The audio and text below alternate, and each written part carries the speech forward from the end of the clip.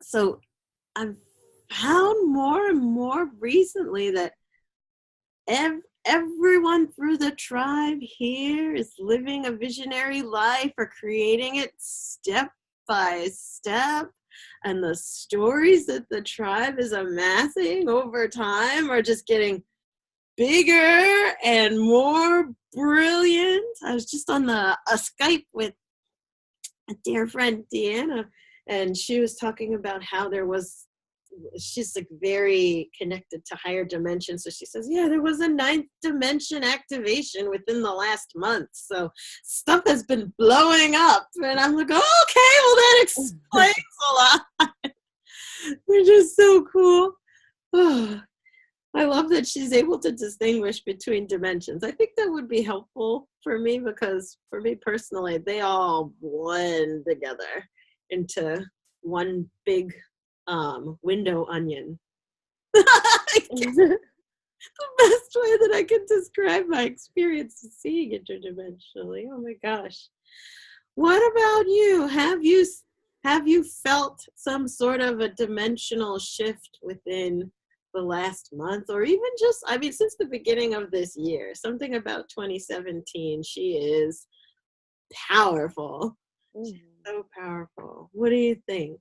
Let's hear it. I see Wendy nodding. I wish I could hear her though. I know. I think Zoom keeps putting us on mute. I don't know why. Tell us, Wendy. Yeah, so definitely for me, yes. Especially, I would say in the last month and a half, has been incredible.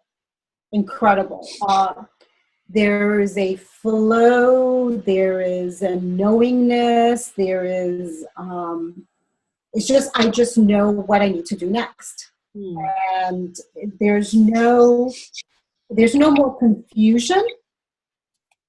Really, I mean, where I was, I don't know if I should do this, or maybe I should do this. I don't have that confusion anymore. There is no confusion, there is no doubt.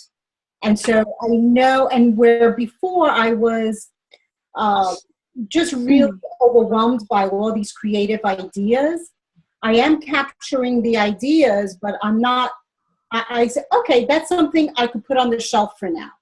All right. This is something I'll put on the shelf for now, but this is what I'm focusing on now. And this is, so it's really, oh my God. And I've gotten so much done, and I'm more focused. It's just been amazing. And for me, the last, I would say 6 weeks have been really intense. I started doing my weekly now recipe thing. But Victoria, you've been telling me to do this for years. But for some reason, I guess it wasn't really, years. She's been telling me literally for years to do this. Yes. But now it just feels totally right. And actually, you know how right it is? A friend of mine came to me and she said to me, she goes, Wendy, I see you and you found your voice. Woo! You found your voice. I was just, and I could see her. She goes, I want some of that. But it's true. I'm not afraid to share my voice. And I know my voice is not my own voice. It's our voice. So anyway, that's my sharing. It's been really cool. It's been really, and I think this year is going to, it's going to be the catalyst for the rest of my life, really. It's just, you know. Oh, it's so exciting. Yes, it is. I'm really super excited. You're only getting started. Oh, man. Oh, it's so good. So proud for you. Oh, thank you. I'm excited too. But it's, you're going through major shifts and changes, right? For sure. Oh my gosh. And it's so amazing how the shifts and changes happens because remember this. We went over it last week in the catabasis meditation. What? I was just watching that today, and I was just going to say, I think I'm experiencing that right now. Tell me! All right, let's hear this. You first. I want to hear. I was like, I don't know what's happening in the last week. I was like, breaking down or something. I was like, I feel like I need to take, it's just going to sound violent, a sledgehammer to like my entire life and just uproot stuff. You know? Yeah. Yesterday I had a little bit of a car accident on the way home, and it just was like, I don't want to drive from New Jersey to Brooklyn anymore. I just don't want to do it. So I have to do something like huge to like move whatever is whatever energy is blocking me from like moving on, because I don't want to do it anymore. So yeah. And it's being present to that as a sign that it's time to move, rather than, oh, I'm in the shit. No. Yeah. When the shit comes out, it just means things are clearing. Yeah. It's natural. Oh my gosh, that's so good. But get this in your head, the way that it looks like is, oh, my life is normal. Oh shit! And this is what we're going through, right? Where the old has gone into the free fall, yes, but free fall. Oh my God. And then there's a bottom, like a rock bottom point that we hit, where it's your line in the sand of no more.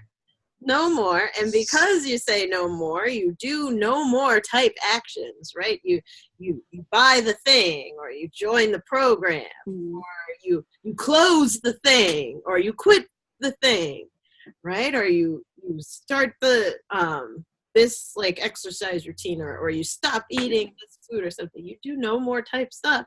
And because of that level of commitment, those kinds of actions does the woo! Yeah, and then it's like, you know, I was like envisioning like packing up my stuff, like not knowing where I'm going to move, but like just actually starting to pack up boxes. Oh. You know, like and like selling my place, you know. I don't know how it's all gonna, but I just I need to do something. So you live in New Jersey and you travel to Brooklyn? Yeah. Wow. Yeah. So you're thinking of moving to Brooklyn? No, actually, so I've been doing that for 10 years to a job that I really don't like. Oh. Yeah. So, yeah, like the car stuff, like I started driving only 2 years ago, to see if that saves time, but actually adds stress. It sometimes saves time, but it adds a lot of stress to my life. So it's like, I felt like, you know, why am I doing this drive every day? It's like, like it's not worth it at this point, you know? Mm-hmm. So, yeah. Free, mama. Yeah. So I was sitting on this like job application for like the last 2 or 3 weeks. Like a recruiter reached out to me, and I like, oh yeah, I'll do it. And then today I was like, send. I was like, what was I waiting for? Apparently that. So yeah. Love it. Dana, your excuse is excellent. Like, it's not something I would normally do, like, on the camera, but I have to drink my water, and I'm, like, almost there. Like, I'm a little less than halfway. So I'm trying to go for it, and it's Cheers. a way to get it in. Thank you. Love it. Goals. That's right. Oh my gosh. Naila, Yeah. goddess, I have been wearing the mermaid blanket that you made me in every session, and everyone does a double take. At first, they're like talking to me normally, and then they look down and they're like, Like Victoria, what is that? let me show everyone. Let me show everyone. So it's so soft. Oh, it has a tail. That's great. That's awesome. Into it. Tail. It keeps your feet warm. That is awesome. Awesome. And it matches your outfit today, too. Naila, did you make that or order it? I made it. Yeah. It's a tag on the inside that says made with love and gratitude for a sensei. Oh, That's so cool. very nice. Crochet or knit? Crochet. Yeah. And it was my first time making a mermaid tail. So I was fingers crossed that it came out right. And it did. So I was Awesome. really Yeah. That's pretty. Gorgeous, gorgeous. So Naila, other than making me an amazing mermaid, how have the last few months been for you? Have you felt like the shift? Like what's I definitely felt the shift. I have to agree with Wendy. It definitely feels like more clarity this year. Like when I think about last year, I kind of felt like what's going to happen next. Like I knew that I wanted to start a business. I knew I wanted to get into consulting, but I wasn't sure how it was going to happen. I didn't really have the level of confidence to really go for it. But this year, definitely, it feels like everything just has lined up perfectly. Like I'll have a thought, I'll act on it, and then everything is like, here you go. We'll make it work. The universe is just like, we'll give you the resources to make it work. We'll line you up with the right people, and there's just been a good flow. Mm-hmm. So I'm really excited to see what the rest of the year holds. Oh my god. Girl, I remember when we was picking colors for your I know, for website. Oh my gosh, and now you Yes. once impossible, now easy. Yeah. Mm-hmm. Dana, tell us, what have the last few months been like for you? Have you been feeling energetic shifts?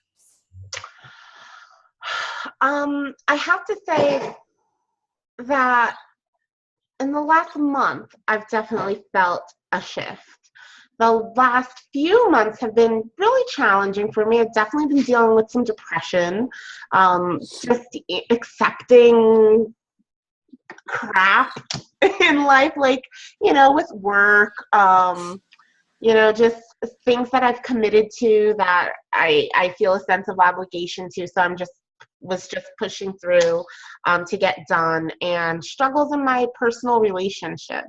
But in the last month, maybe a little more, I've definitely felt a really big shift, a really positive one. And it could just be because it's spring here in New Jersey, finally.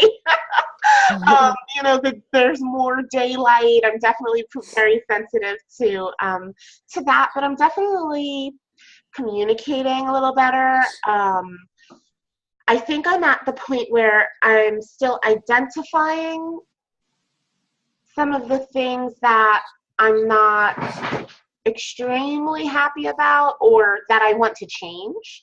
And I'm opening and clearing those spaces. So I find myself doing a lot more meditation, a lot more prayer. That's been a big cushion for me, or a nice, comfy spot for me, is just kind of praying a bit more. And so I'm feeling good about that in those areas. Yeah. I went to Mexico last month, and I worked half the time. I've never done that where I've gone on a trip for myself and had to do so much work. I'm virtual, so I can do a little here and there. But this time I worked a lot more than I had expected, and I came home and I was like, never again. Yeah, you're not getting that. And it just helped me open up a lot. And while I didn't have all of the time that I had hoped for, it definitely helped me move into that shifting space. Mm-hmm. Yeah. So I love, like, the phrase that I hear in my head is contrast. I hear Abraham Hicks' voice of when contrast helps us to increase our connection to the vortex. Because when we know what we don't want, we immediately know what we do want, right? So don't want working vacation, because that's just working. That's just working. I feel you too, and oh my gosh, I love myself. I'm so retarded. So when I go away, I'll bring, books and papers and laptop and all that bullshit. And when I get there, I'm like, I don't want to do it. Yeah. Set her free. Yay. I guess, Misty, I don't know if you can speak. I don't know if you're on mute, goddess. But I would love to hear from you. If you can, type in the chat. Let us know what's been going on with you. I don't know if your microphone works, but I miss you. Right? But continuing with that, let's talk about what it takes to create a visionary life. So we're watching how our lives are going now, right? And curious about that. But a visionary life is one that has an image, right? A vision, a main image. And here, let me just, so you can listen to me and it's no one's crackling in your ear. 1 second. I'll mute everybody. Okay. So a visionary life is one that involves having a main image, right? That is your North Star, what you're headed towards. And sure, that image may not always, look precisely the same, right? It may continue to evolve with you, and in fact, it should evolve with you over time. But the main component of living a visionary life is one in which you have that image as your North Star. And there are some pitfalls to not having that North Star for yourself, where you don't know what's coming next. Like, there's an element of concern or fear and confusion that we get around, well, am I just going through the motions, or is this actually going somewhere, right? Also, another pitfall to not having that image, not having your North Star. Yay, Dana. Mwah. To not having your North Star is feeling this sense of guilt. And I don't like that word. It's a cuss word.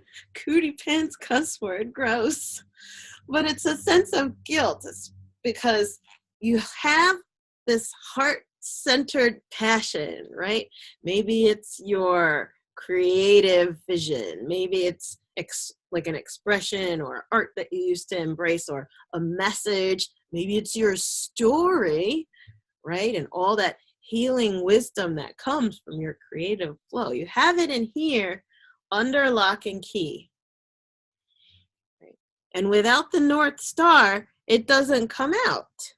So because of that, you know you have this incredible resource, right? Tamped down in your chest, right? In your heart. And it's not out there. It's not being received by the people who could really use that light in their dark world. So then comes the guilt of, oh, I'm not getting out there. I'm not healing, right? Or because I like to say it a little bit more crudely, you've got light worker blue balls.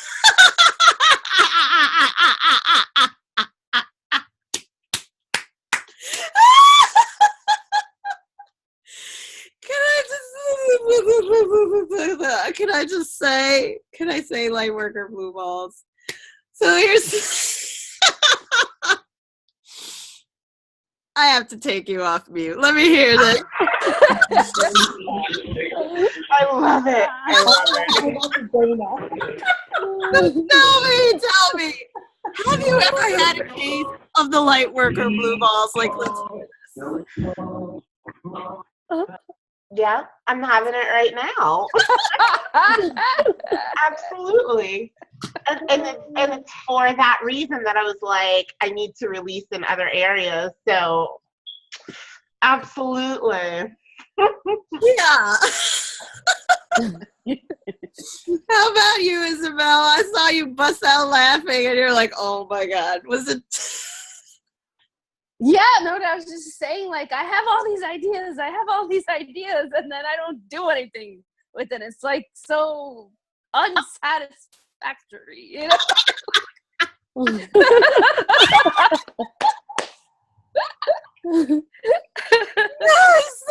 Oh my God. Thank you, Wendy. Have you ever had the light worker blue balls? Like, do you? Absolutely. And then you get stuck. And then what happens is it paralyzes you from doing anything because you are, I mean, literally for me, I become frozen. You just don't know where to go or what to do. You're really, really stuck. Yes, it's just really, it's very constricting. Yes, it is. It's.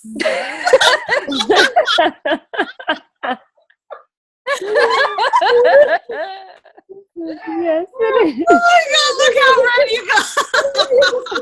It's perfect. It's perfect. It's so true. And we had that for so long. And I think that's what happened is just something happened to me in the last month and a half that just completely cleared me. Just, I don't know how it happened or why it happened or why did this time. I don't care. I'm just very grateful for it. Oh, relief. Release. Oh my God, Naila. What about you? Have you had a case of the light balls? Definitely have felt stuck in just not knowing what to do next. Like having the ideas, but feeling like I didn't either have the energy to move forward with it or just being confused. But I'm glad I got through that. Glad I released. Now you're proud. Oh, so good. So good. I'm curious who's on the phone line ending in 5225. Hello, who's there? Oh dear. 5225, are you there? Maybe you're listening in. Sounds like they're having a great time. Us too. So here's the thing, it's a very frustrating place to be in. And that feeling, here I'll put everyone back on the mutes. So with that, being in a space of non-expression, knowing that you have all this wisdom and healing, right? Your story, what you've come through, the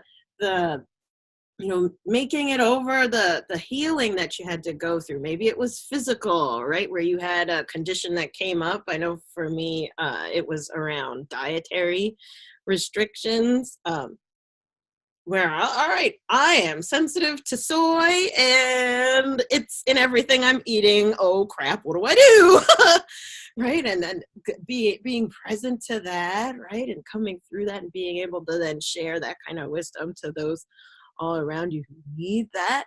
But before being able to share is this withholding point. And this is what happens to us when we don't have a vision. There's the guilt of, can I share this vision? Can I share my wisdom? Do I have permission? Right? When you have that image of the type of life that you desire to create, the image gives you permission. It's instant confidence, right? Because it's the go ahead. I know what I'm here to do, right? I know who I'm here to serve. I know what I'm here to create. And because of that, I don't have to hold back. I can spray all over you. And you're going to love it. Right? Because I'm doing what I was built to do. Oh. Oh my gosh. And we have to laugh about it, or else we just might lose our marbles, because this can be some awfully heavy shit, right?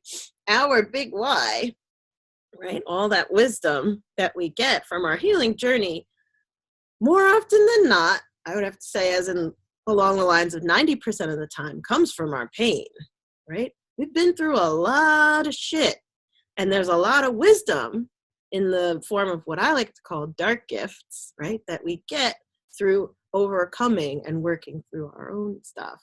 But being able to release that and bless others so that they can, right, accelerate their expansion as well. It's refreshing to not hold back and hide anymore. And that's the importance of having a vision. No more hiding. My guides just said, another really important component to living a visionary life is storytelling. Storytelling. One of the oldest ways, yay! Oh, Isabel, unmute yourself. What's coming up for you? Can you? No, I just did. I love storytelling. That's what I love to do. Yay! Oh, look at Dana. Bubby's kissing. Hi, Bubby!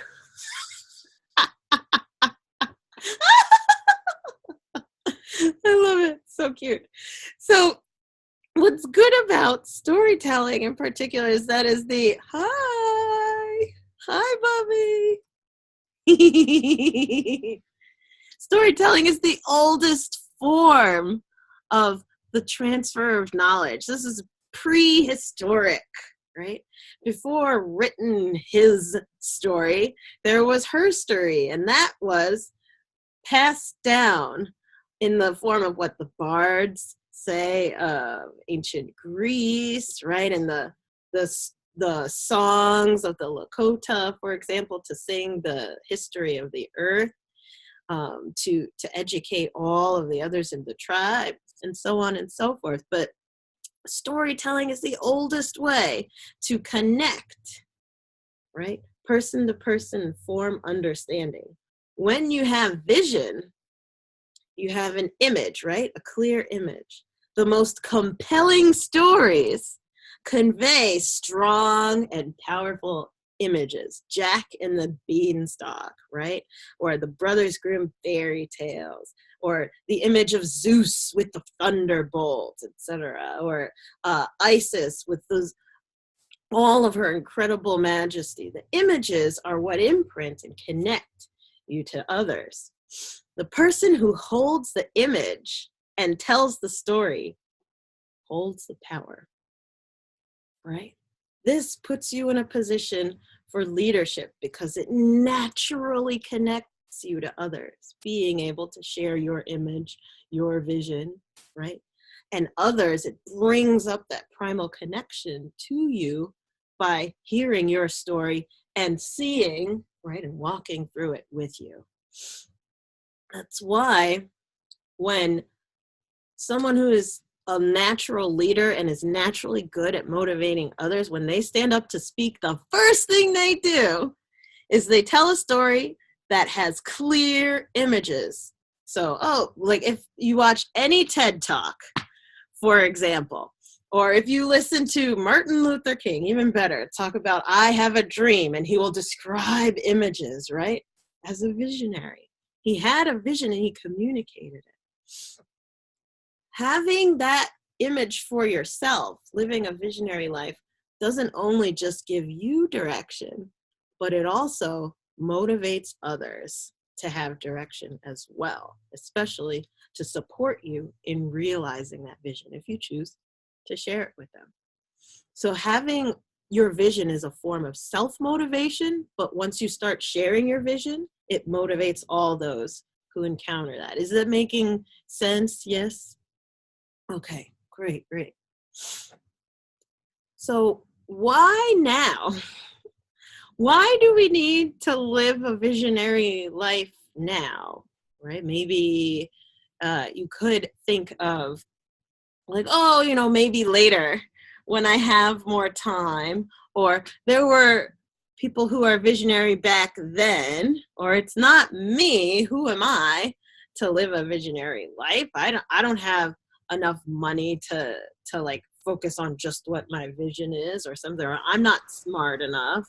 Can I just make a quick comment real quick? I was wondering, like, I've always had this feeling that the reason why I want to like be successful with my art and my creative stuff is to prove that you don't have to be a starving artist. Like, is that like, like I want to be able to do it so that I can inspire other people to do it and not like whether it's writing or singing, music, crafts, whatever it is, like to not let that sort of die in them. Like that's always been a thing for me. So yeah. Sounds like a hell yeah. Wendy, unmute yourself. I feel like you have something to say to this. There you go. There's your story. I mean, because just as you're experiencing, there's thousands and millions of other people experiencing the same thing. And if you give yourself permission, you're allowing other people to give other people permission to do the same.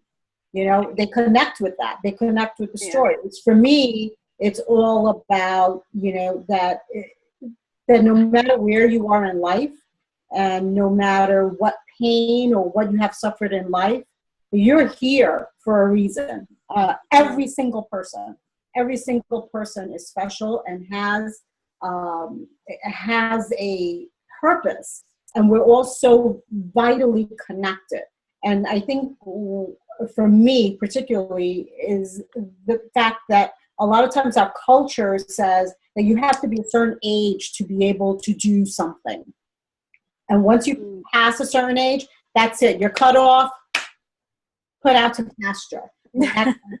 For me, I continue evolving, and every single day is an experience. Every single day is a learning experience. And sometimes things don't go the way I want to. That's okay. I get up and I start again, and I just show up. And that is all about showing up. And for me, my vision and really my purpose is to show other women that you can do it.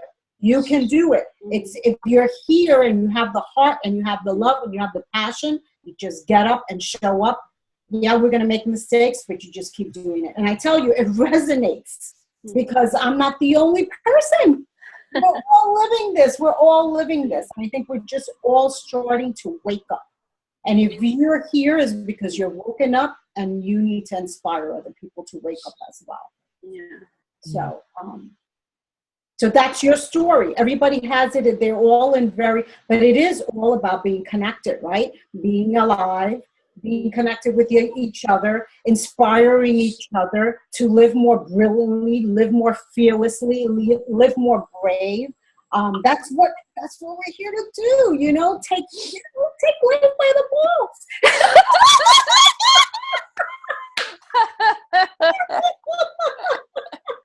Really. Yeah. So much time. We waste so much time in our heads. And there's so much. There's so much. We're so gifted and so talented. If we just allow ourselves. Anyway. Thank you. I could go on. You know me. I love the fire. Isabel, I feel emotion radiating from you. What's coming up, goddess? No, I think for whatever reason, the last 24 hours, I'm like in tears. Yeah, I just, like I said, I have all these ideas and I start projects. I even buy domains for different projects. I let them expire, all these things. And now within the last week, I was like, all right, what's going to be the priority? I need to choose one for now and focus and complete something, So that's sort of where I'm at, and then move from there, right? Mm-hmm. So. I hear you. I hear you. And that's tough because, and been there, done that, got the t-shirt, ran the color run with the t-shirt. So now it's rainbow armpits. I know. Yeah. I feel you. And what's so important then is to be able to have a regular practice of developing your ability to discern the right next step for you toward, the North Star, toward that vision. Having a regularized practice of it. And this is so good. Couldn't be a better segue. Because just to offer, I believe that there are 3 components, and we'll put a little bit of mute so that I can go into this. There are 3 components to living and creating a visionary life. One in particular, all of them, by the way, are the regularized practice that cultivates that level of discernment to know your right next step towards the North Star, your North Star, your North Star. I mean, in my former life, I was a medical billing and coding manager, right? I joined a cardiovascular specialist's office. I didn't really know anything about medical billing and coding, but they're like, we need someone to make us money and get us paid. Okay, I can do anything I set my mind to. Let's do this. I was the billing department when I first joined, and it was 1 full-time doctor and a part-time doctor. By the time I left, because I knew their vision, right? Go get our claims paid. They were making maybe around a good $50,000 a month. Not bad. By the time I left, they had 5 full-time doctors working on their 6th. And I had taken them to over $750,000 a month. And I had built out a whole department, whole organized system, all of that. I can do whatever I put my mind to. Napoleon says, anything the mind can conceive and believe it can achieve, right? So I followed their vision. That didn't work for me because here's the flip side of that. And I'll get to the 3 pillars in a second after this story. What happened to me in the meantime, I was so hardened and depressed. I felt like the angel of death because here I am, someone's father just died. The bill is over $10,000 because no one else in the department has enough balls to go and say it because they don't have the vision. I have to go to them and say, you have to pay this or else we're sending you to collections. It's like stabbing myself in the chest. soul crushing, right? People falling apart, crying. And there was a coldness and some warped form of compassion I would weave together in that situation. I smoked clove cigarettes around 4 or 5 a day back then. And that was my emotional, therapy, where I would take a puff and all of other people's emotion and negativity would just drain out of me because of the chemicals, right? In that controlled asphyxiation and basically self-poisoning practice. Drank regularly. I was in an abusive relationship at the time, didn't care because at least he was paying attention to me. The office manager at the time was a screamer. She would grind her teeth and her eyes were bugged out. It was pretty cool. She's kind of creepy. Hi, Sam.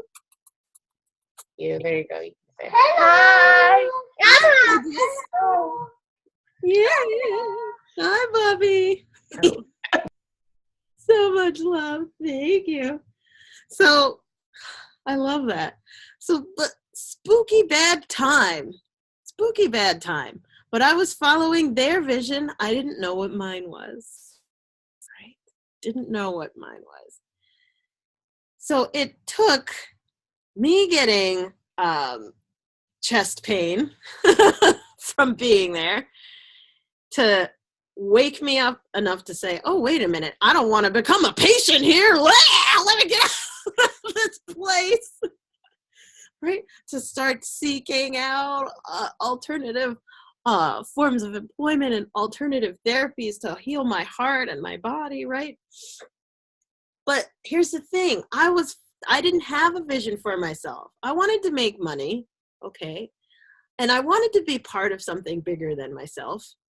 Okay, but if it's not my image for my life, for me personally, maybe I'm the only person on the planet who this has happened to, but when I followed their prescription for what is best for me, that led me down the wrong path for me. I just was disconnected. Now, this doesn't mean that this happens to everyone necessarily, but I want to help. I want to be successful too. I'm an achiever, right? That's in my strengths finder. My strengths finder, by the way, is relator, empathy, strategic, achiever, adaptability. So I'm an achiever, like, you give me a task, I'm going to get it done. I'm going to tear it apart. But without my vision, I'm going to be tearing apart stuff that could actually be detrimental to my own energy. And that came from a time where I didn't put myself first. And it's exceptionally hard to put yourself first when you don't have a vision for your own life, or you don't have an image of what's good for you.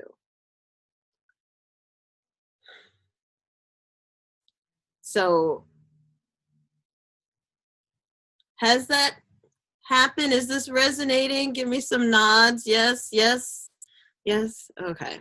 So at least I'm not alone in this experience. So, oh, well.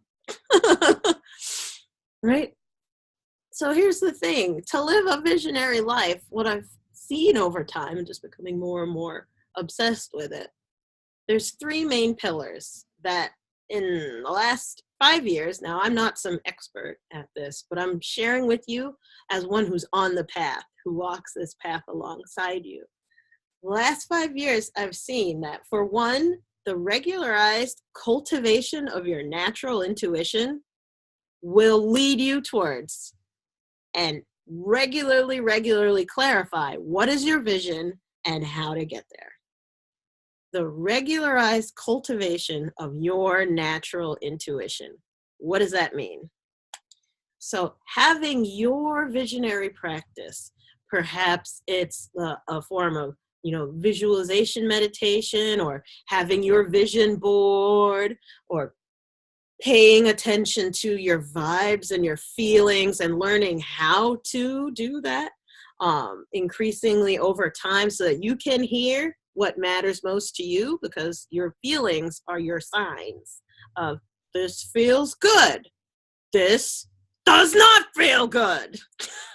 if you're not paying attention, you're like, I don't know how this feels, so let me keep doing it.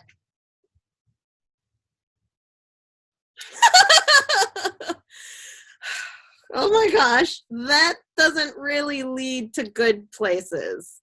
I got names for you. I'm not going to say their names.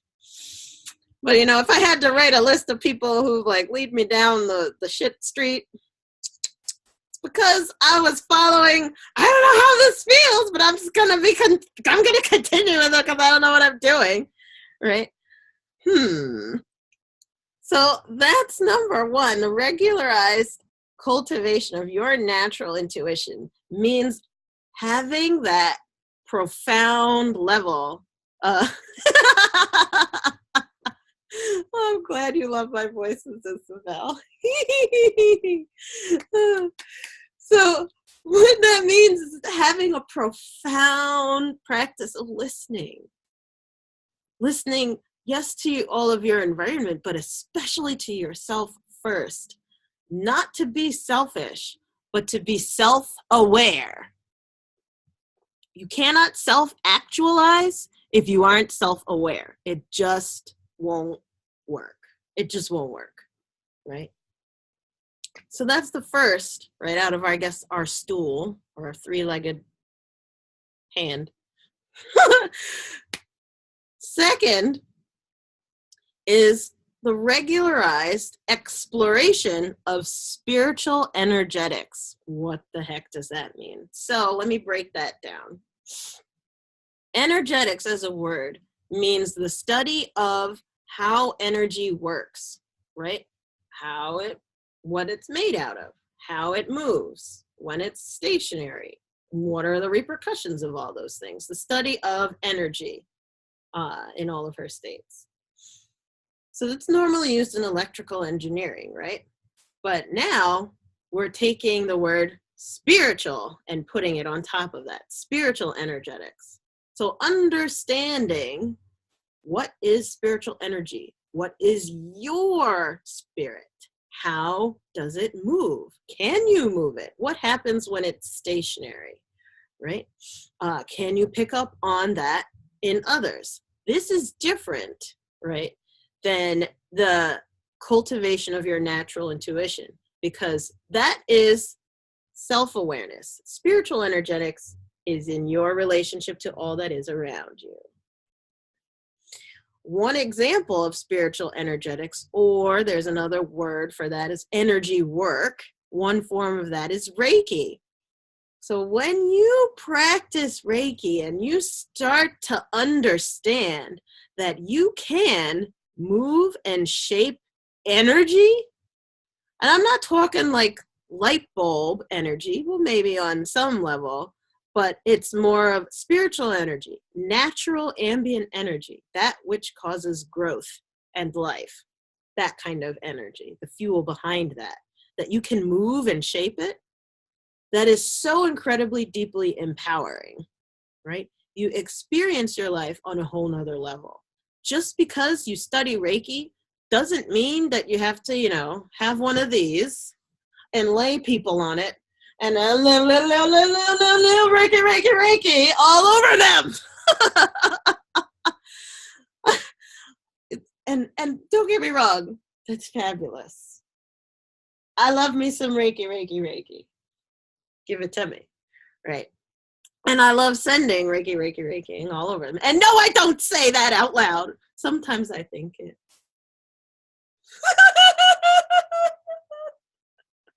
Oh my God, no, I'm unmuting Wendy.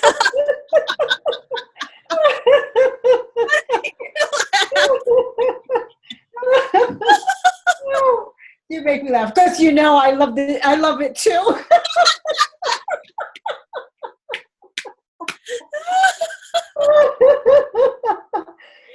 My husband is always joking around. What are you doing? Are you raking me? Yes.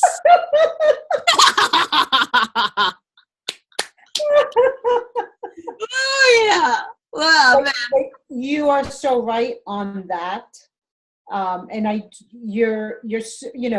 am a Reiki practitioner, but That said, you don't have to be a Reiki practitioner or practice Reiking other people. What Reiki gave to me was an understanding and a feeling of who we really are. And we are moving energy. And when you have that profound experience and you understand it, you move very differently in the world. Very, very different. It's a very powerful thing to experience and to understand that. Mm-hmm. It really gives you an immersive, constant experience of being a creator. Mm-hmm. Like, oh, I actually can influence my life. Like, this isn't just happening to me. It might actually, and in fact, is happening for me, happening through me. And I'm a part of this co-creative process. I'm not just getting hit by the car, but this is like an event and within a timeline that is moving and shaping my life. It's not some catastrophe. There's more to your body than just that one thing. So thank you, goddess. Mwah. So with that ability, you understand at a profound level that there's more to life than just what you see, right? I'm forming an energy ball like right here, right now. There's so much more to life, and it helps you create a visionary life because this gives you energy. To enact that vision, that image, you've got to feel like you're confident enough, one, right, and that you're attuned to it, but that you have access to the kind of energy that can influence life towards your North Star. So, someone's getting chills. Wendy's like, oh, no. Yes. Hallelujah. Ooh, let me pass around the collection plate. All right. You don't understand. I grew up in a Black Baptist church. This is where you take your wig off and start dancing.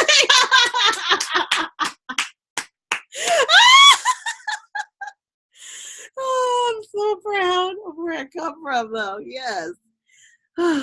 So,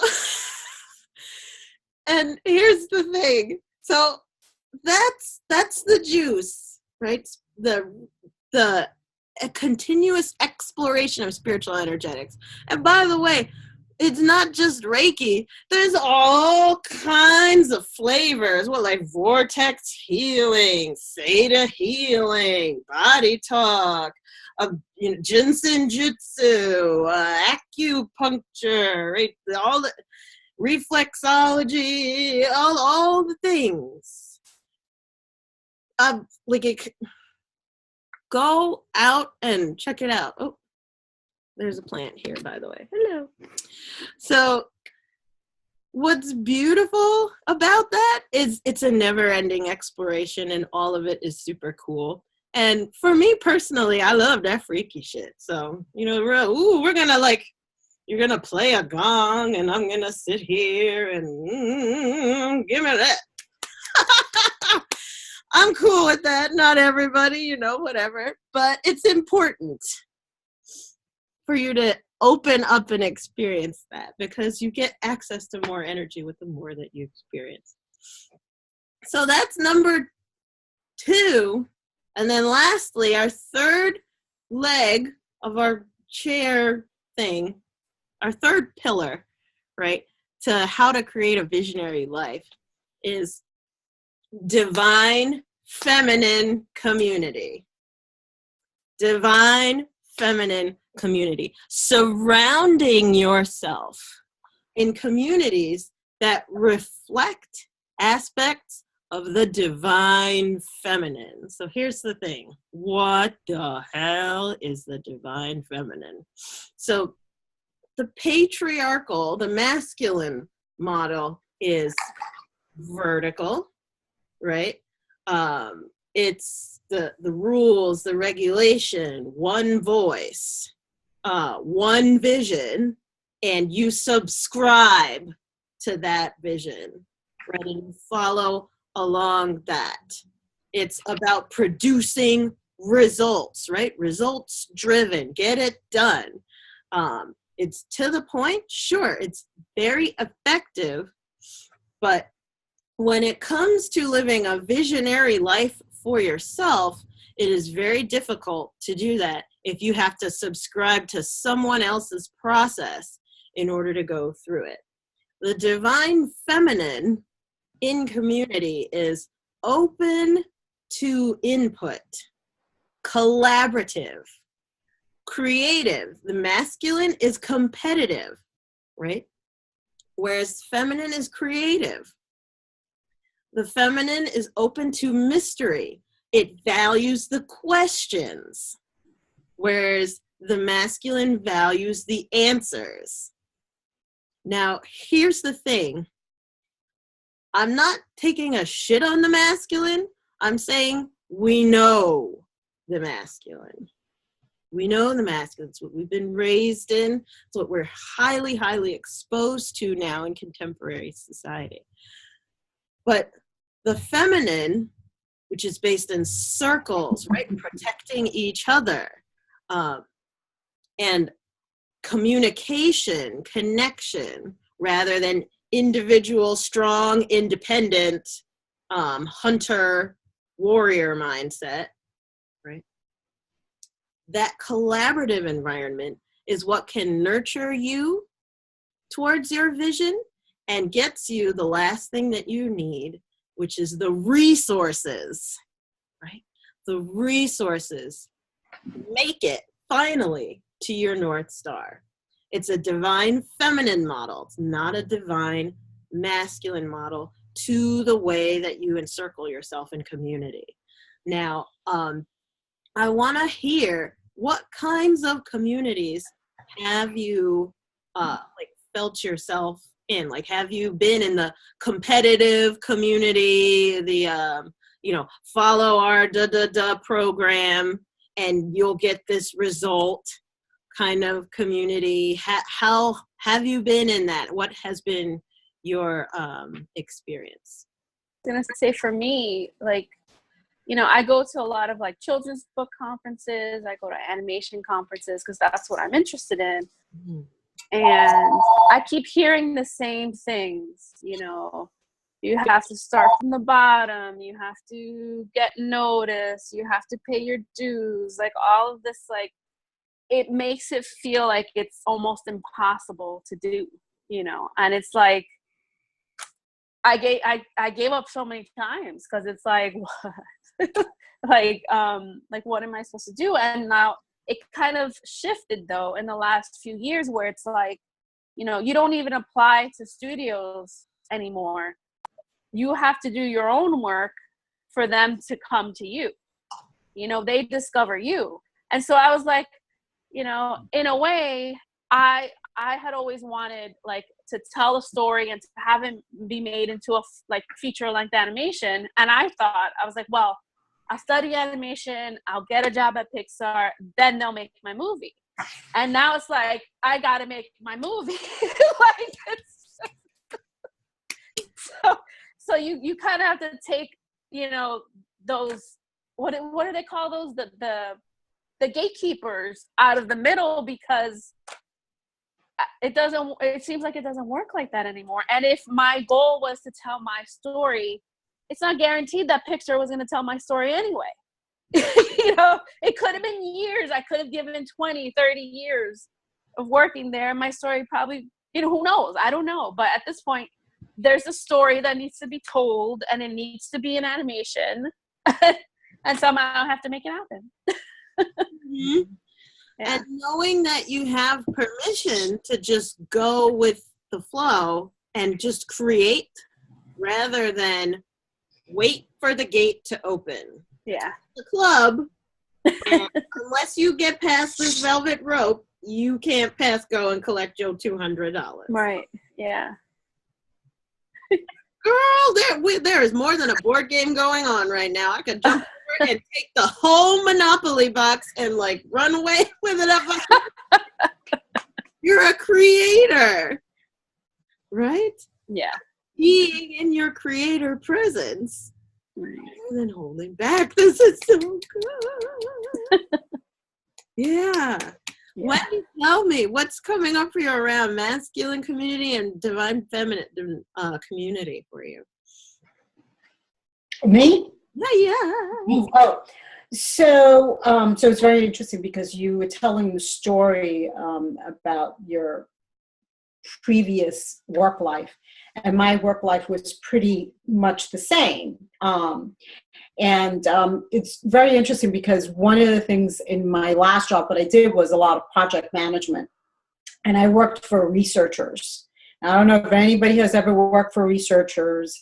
If you work in academia, it is real. They're very, it's a very narrow focus, very masculine driven type of environment.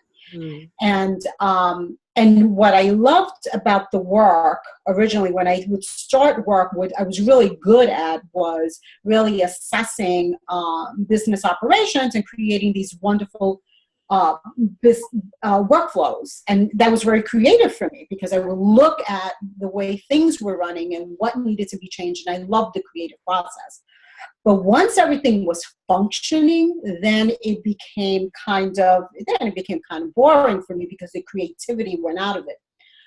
And one of the things that it was very interesting that my boss, which was this Yale professor with the bow tie and the whole, he was just like the typical.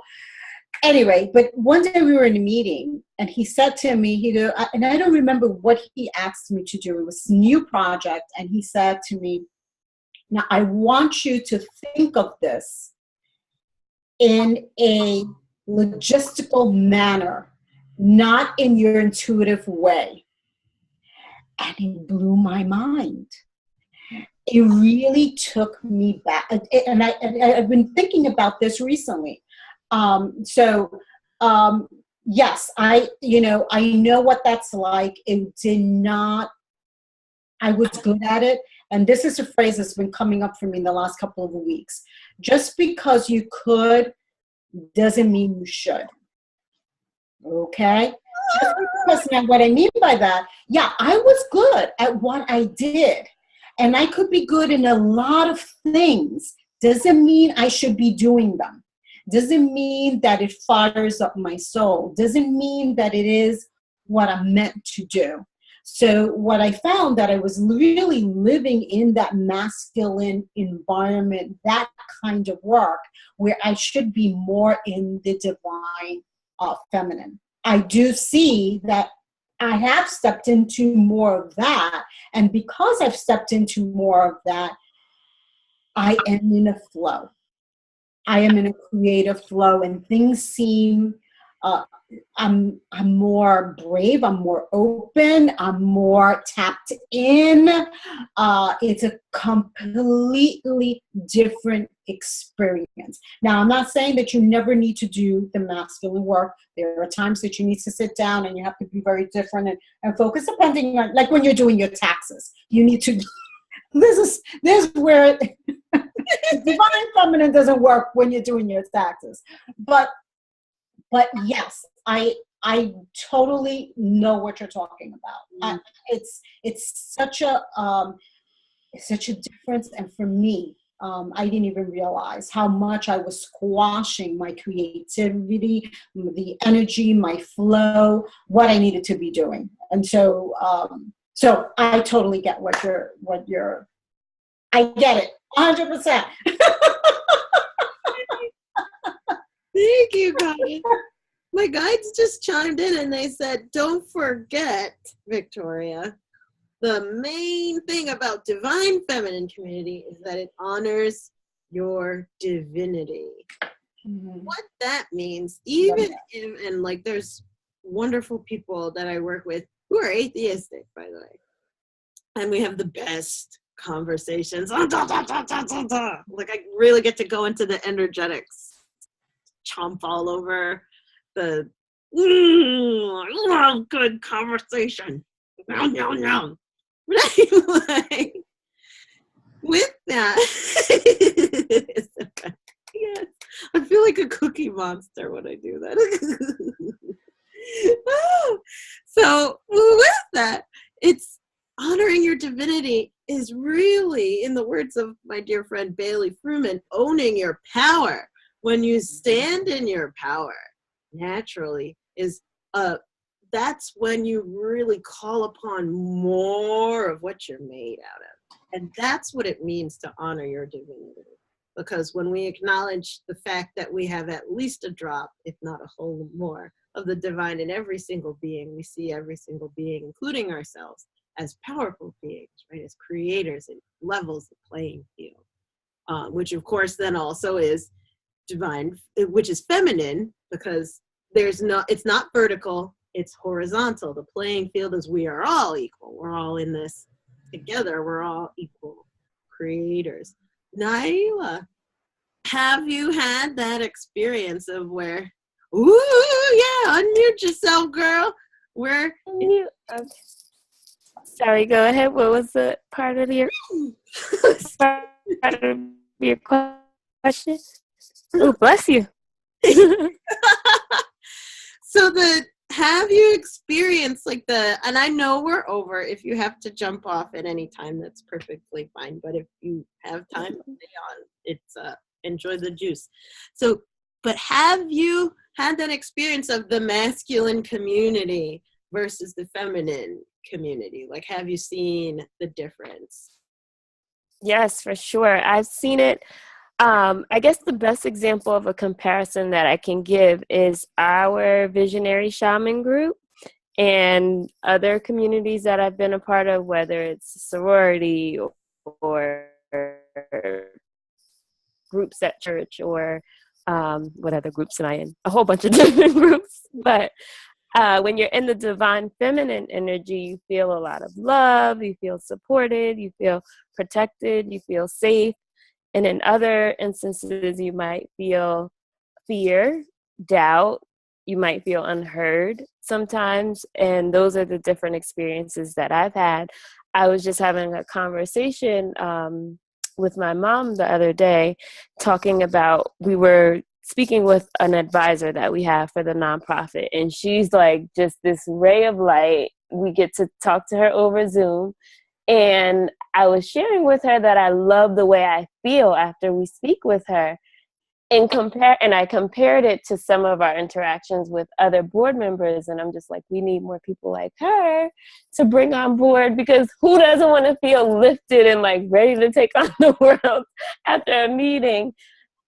And I just felt like there needed to be some type of change in comparing the different experiences. One is very feminine and one is the other is very masculine. So that's an example I can give of that. But to go back to what you said about power, yesterday I heard a similar message about tapping into our power. And even though the message is a little different, the one I heard yesterday is more scripture based, like tapping into scripture and your relationship with God to cultivate the power that you have within you. It's the same in the aspect of cultivating your intuitive power and developing a structure or a routine of your spirituality to get to that divine feminine power. So thank you. That was the confirmation I needed. I love that. Yes. And I love how you tied that together, right? So the consistency is on both ends. Yes. Mm-hmm. Absolutely. And it's such a gift to get to have our Visionary Shaman Circle where we can cultivate that divine feminine community and have the resource of, it's not just like, oh, who do you know who does, oh, no, yo, send me a referral, bro. Right. Yeah. I laugh because I do really badly at those things. It's just like, oh my God. Can we just talk about creativity? That's what I want to talk about. No, yeah. Like in general, when I get like in that like masculine power, I'm like, the same way. I swear I might be allergic to B&I. I'm sorry. Uh-oh. Sorry, I'm allergic to B&I. I've tried. I've gone to multiple groups. I don't wake up at no 7 a.m. Wait, what's BNI? B&I is Business Networking International. Oh, yes. You're like, oh yeah, forget that. No, nobody wants that. I'm sorry. I'm a creative. I need to be in a space that inspires and unleashes my creativity, gives me room to express and be around others who feel the same amount of room, even though we're in the same space, but there's an infinite amount of room to be able to open to expression and celebrate it, right? Oh my gosh, so good. Dana, what about you? What's been your experience of masculine community and feminine? Oh gosh, I'm like living in that, not horror, but it's what I'm always constantly trying to find balance between. One of my main clients that I support is a man. All of my other clients are women.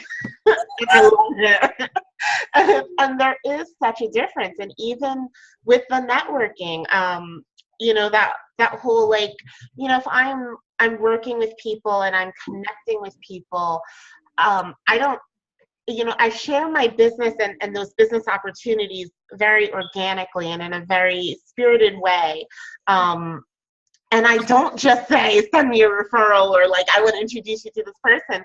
And that is how he operates. And I find myself having to take a step back and ask myself these deeper questions. Like if recently he wanted me to reconnect with someone that I did introduce him to. It didn't go anywhere, but he's like, hey, what happened to this person? And I was like, well, I didn't get through to anybody. And I haven't been in touch with this person in a while. So I really need to reach out on a friend level and say, hey, how are you? How is life? Let's have lunch before I can say, before I can bring this business part into it. It's just not my style. And he's like, I guess having $1 million company is not your style either. And I'm like, right? Yeah, it's very fun. That's literally what I deal with sometimes. So I find myself going back and forth, am I playing it too safe? Am I being unrealistic here with my own approach? And then translating that into a more business approach. But it really is just that difference between the feminine and masculine energy.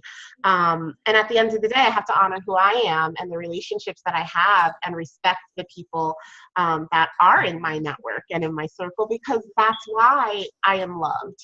That's why, I live the life that I live.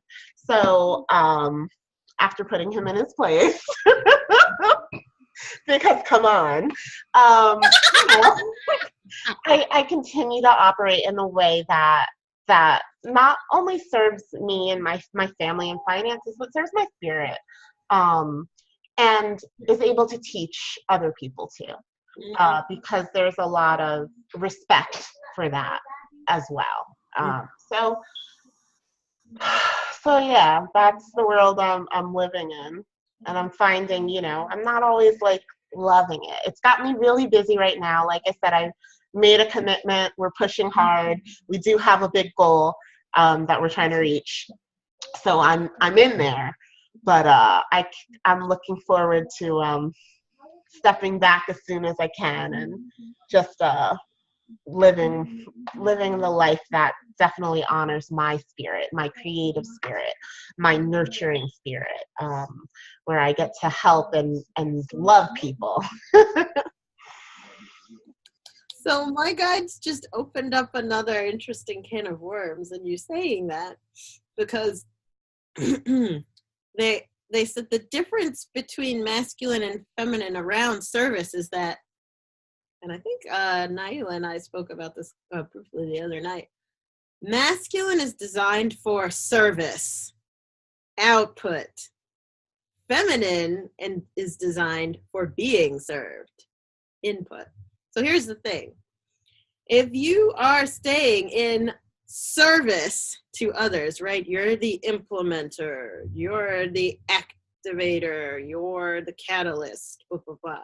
You're actually in your masculine, right? You're in service. Now, this is a bit of a conundrum, because in order to be able to relax back, right, and be able to love and abundantly bless all others that are in your presence, create, etc., you actually have to work less. You actually have to work less. You have to receive more service, those who are supporting you in bigger ways. Now, the masculine model is going to say you got to work harder in order to be successful. But the feminine model says you actually have to work less and smarter at that if you decide to work. It's so funny. We recently had a conversation about that. Like, try explaining that to a man. There was a point at which I was just making like silly mistakes and omitting things or just not catching little things. And we were talking about it, and he's like, Dana, what's going on? I'm like, I think I'm working too much. I'm working too much. I work part-time for a reason. I love, the kind of schedule that I create for myself, blah, blah, blah. And he's like, what's going on? What do we need to do to correct it? And I said, I need to work less. I need to step back. I need to scale back my hours. And he was like dumbfounded. He was like, what? Like, he did not get it. Didn't want to go for it. I'm like, too bad. This is what you're getting. And no, me working less doesn't mean that you get to decrease the amount that you pay me either. And here we are today, and he's like, I think I got my Dana back. And I'm like, yeah, absolutely. Oh, yes. Yeah, right on point. Yeah. And so I love that, and I love you, and you're like, no, fool, you're going to let me work less and pay me the same. Yep. Yep. And I love this question that Naila typed in there. How do you balance feminine energy when in very masculine situations, working with masculine or low vibe individuals? Now, because we're almost at the top of the hour, I feel like that we'll need to tackle in another conversation, or we can even bring that up in the Visionary Shaman Circle for when we have that. Bye, Isabel. Mwah. Thank you, goddess. Mwah, mwah, mwah. So for that, I think that's a really juicy question. And I'd love for us to be able to journey on that and hold counsel around that and share wisdom together. Wisdom and experiences, etc.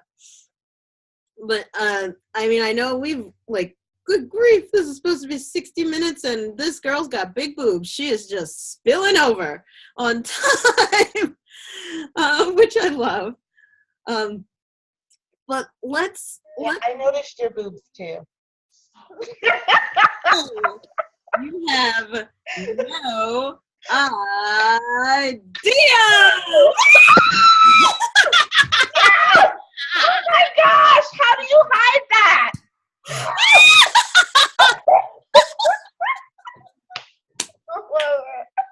Thank you. Isabel missed the big ending. Oh god.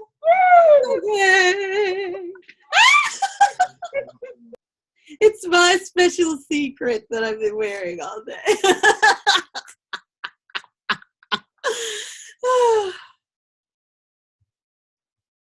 Okay, so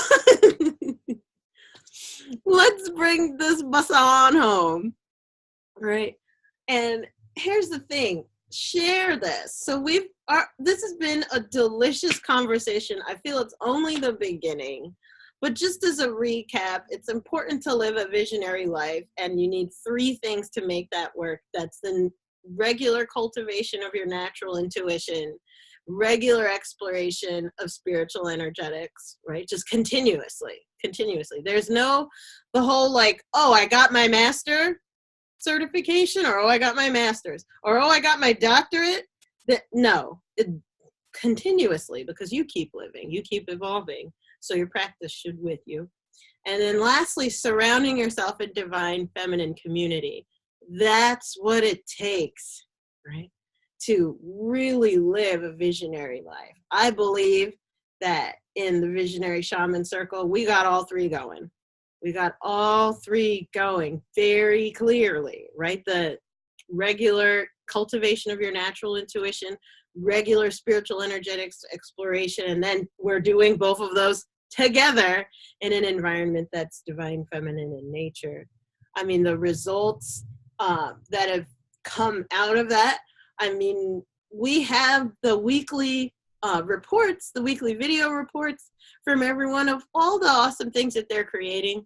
Honestly, if I was supposed to make a testimonials page, I don't know what I'd do, because y'all just keep telling me every single brand new thing. Oh, I'm celebrating I did this, and I'm creating this, and I'm celebrating I did this. And look at Nettie coming on and saying, yeah, I got 11 clients. And she said in a month. No, that was in less than a month. That was around 15 days. She went from 0 to 11. Like, what the heck? Right? Beautiful. So to be in that abundant, radical celebration type of environment is what these conversations is about, to invite others, right? If this speaks to you, if this kind of a conversation speaks to you, Wendy and Naila, I know you both are in the circle now, but I know that us having this conversation has reignited your fire and realigned your passion.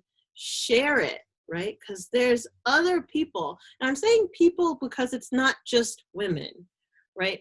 There are men who are in their divine feminine, and I'm so grateful to have men in the tribe who really get it, right? Who really get it on a deep level and are able to celebrate this kind of an environment. But there are other people in our lives who are curious to know more, who desire to be surrounded by this kind of inspirational, visionary energy and the regularized practice of it. It creates life at a whole nother level when the tribe together is journeying regularly. So that's what our circle discussion has been about. And I just want to say thank you all so much for sharing so openly, like incredible. I'm so excited to share you with everybody. Yay! Let me unmute everyone. Dana. So sweet, Dana. Yay! So let's get a little love fest on. Dana said in the comments, just for those of you who are watching the recording, Wendy looks so pretty with her window. That's, I released a lot of stuff. I think that's what it is. No more blue balls. I love it. It's true. It's true. White marker blue balls. Oh my God. And it's all energy. That's what it is. It so is. Oh my God. Thank you all so much for sharing your time. So Thank you. Guys. Good seeing everyone. All right, we'll see you next time. Bye. Bye. Thank Happy you. weekend. You too. Happy weekend. Bye, Misty. Bye, Misty. Bye, Misty.